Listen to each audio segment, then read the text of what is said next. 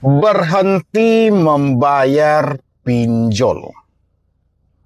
Singa ID, pinjam duit, klik kami, Samir, dan pinjol-pinjol lainnya. Pertanyaannya adalah, kenapa bang? Pasti itu pertanyaan teman-teman semuanya ya. Kenapa bang? Kenapa harus berhenti? Ya, memang bunganya besar bang, tapi kenapa harus berhenti? Kenapa harus berhenti? Ada skema tatpoleh atau skema kecebong. Ya, di awal yang kita tahu adalah tenor selama 150 hari. Oke, 150 hari otomatis selama 5 bulan, 5 kali 3. Oke, atau tenornya 90 hari. Oke, berarti selama 3 bulan. Tapi pembayaran pertama jarak 14 hari kita harus membayarkan sebesar 80% dari total seluruh pinjaman lengkap dengan bunganya. Oke, 14 hari. 10 hari ya, atau 4 hari menjelang jatuh tempo kita sudah ditagih. Mereka tidak transparan. Mereka tidak jelas sejak awal. Kita sadarnya kapan? Setelah dana cair. Kenapa ini harus berhenti? Tidak ada satu usaha pun yang bisa menang melawan pinjol. Kenapa OJK hanya diam, bang? Apakah ini dilarang oleh OJK? Skema tatpoleh tidak dilarang oleh OJK. Boleh kata OJK di tahun 2025. Tapi ada beberapa aturan yang harus dipatuhi oleh pelaku usaha jasa keuangan. Ya, ada beberapa hal yang harus dipatuhi gitu loh. Yang paling pertama yang harus dipatuhi itu adalah harus jelas sejak awal. Harus memikirkan, memitigasi risikonya. Ya, ini harus diterangkan dulu.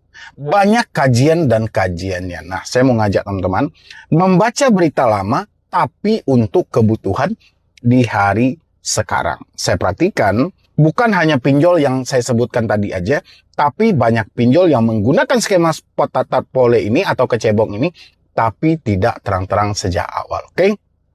Saya tampilkan judul beritanya. OJK bolehkan skema tatpoleh di fintech lending asal ya.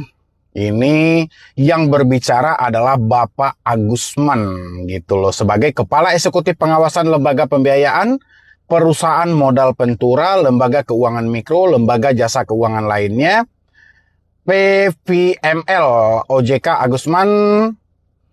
Habis itu di sini Otoritas Jasa Keuangan OJK menyatakan bahwa skema pembayaran tatpoleh atau ansuran besar di awal periode dalam layanan finansial teknologi atau fintech P2P lending atau pinjaman daring atau pindar masih diperbolehkan sepanjang memenuhi ketentuan yang ditetapkan oleh regulator. Oke? Kepala Eksekutif Pengawasan Lembaga Pembiayaan Perusahaan Modal Ventura, Lembaga Keuangan Mikro, dan Lembaga Jasa Keuangan lainnya, Agusman mengungkapkan, pembatasan skema tatpoleh dilakukan untuk mencegah praktik pendanaan yang tidak sehat atau berpotensi merugikan konsumen. Ini udah pasti merugikan konsumen, semuanya akhirnya ya. Oke, kita lihat dulu. OJK telah membatasi praktik skema pembayaran tatpoleh oleh penyelenggara pindar. Ujarnya jawaban tertulis Rabu 17 Desember 2025. Menurut Agusman, terdapat 3 syarat utama skema tatpoleh dapat diterapkan. Pertama, penyelenggara wajib mematuhi batasan manfaat ekonomi sesuai regulasi. Oke. Yang kedua adalah penyelenggara harus memastikan transparansi penuh dengan menyampaikan informasi secara lengkap kepada penerima dana, borrower, dan pemberi dana atau lender sehingga seluruh pihak memahami dan menyepakati skema ansuran yang bersifat front-loaded tersebut. Ketiga, kualitas pendanaan harus tetap terjaga dengan tingkat one prestasi 90 hari, TWP 90 di bawah 5%. Oke, kita kembali ke poin kedua. Pertanyaan saya adalah buat teman-teman semuanya, adakah ketransparansian dari pihak penyelenggara yang mana menyampaikan, wah ini kita pakai skema tatpole, yang mana ansuran pertama Anda 14 hari itu harus dibayarkan sebesar 85%. Ada? Nggak ada. Semuanya penuh dengan penipuan.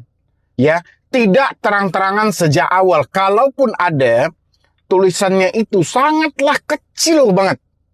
Kecil, gitu loh. Saya pernah lihat di salah satu pinjol legal, yang mana itu tulisan 14 harinya itu kecil banget. Itu bisa kita matikan, tapi seringkali itu nyaris tidak terlihat. Ya, jadi seolah-olah semuanya jebakan. Harusnya di layar awal diterangkan ini kita pakai skema tatpole, skema kecebong, ansuran pertama 85%. Nggak perlu disampaikan tenor 150 hari, tenor 100 hari, tenor 90 hari, kan gila namanya. Ya, begitu kita meminjam, kita terkejut, ternyata tidak. Semuanya omong kosong. Bayangin teman-teman, semuanya omong kosong. Gitu loh. Dan akhirnya apa? Mana ada usaha yang bisa menang melawan ini? Kita nerima gaji aja 1 kali sebulan. Ini ansuran pinjol, kita pinjam 10 juta, kita harus balikin 15 juta. Ansuran pertama 13 juta 300. Ya, ansuran pertama, pinjamannya 10 juta. Nggak nerima penuh juga. Ya, ansuran pertamanya 13 juta 300. Tinggal ansuran kedua. Ansuran kedua 1.700.000 dibagi 3. Kecil memang. Tapi ansuran pertamanya sudah untung. Nggak kita lanjutin pun ansuran kedua dan ketiga. Mereka tetap untung. Ini skema gila. Ini pemeras yang dilegalkan oleh OJK. Realisasi di lapangan tidak sesuai dengan aturan yang berlaku. Ini yang harus dijelaskan oleh OJK. Harus lebih ketat lagi dalam pengawasannya. Karena masih banyak pinjol-pinjol nakal atau pindar-pindar resmi yang nakal tidak patuh dan tunduk terhadap aturan ini. Salah satu yang saya sampaikan pinjam duit, Singa ID, ya, atau Klik Kami, atau Samir, dan banyak lagi pinjol-pinjol lainnya. Tidak diterangkan sejak awal. Ya, ini gila namanya. Kalau OJK tidak mampu membenahi ini, jalan satu-satunya adalah kompak semuanya, berhenti membayar kalau Anda mendapatkan skema tatpole, tapi tidak ada keterangan sejak awal. Paham, teman-teman semuanya? Kita lanjutkan.